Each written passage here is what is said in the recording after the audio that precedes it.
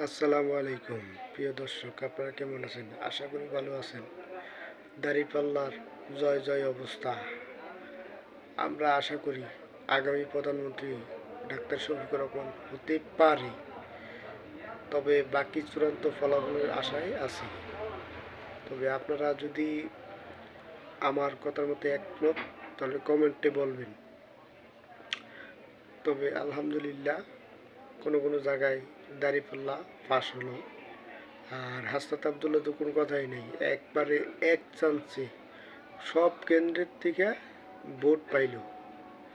হাসনাত আবদুল্লাহ দেবিদ্বারের 4 আসনে পাস, এবং কি নাসিরুদ্দিন পাটোয়ারিও ফাঁস, আরও ঢাকা 13 আসন থেকেও ফাঁস হলো।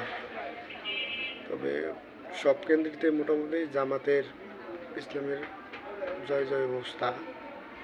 তবে আপনারা দোয়া করবেন জানি জামাত ইসলাম আগামী প্রধানমন্ত্রী ডাক্তার শফিকুর রহমান হতে পারে, সেই আশা আমরা আছি।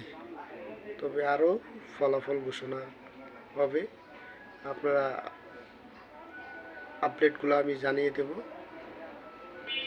আপনারা দেখতে থাকেন, আপডেটগুলো জানিয়ে দেব।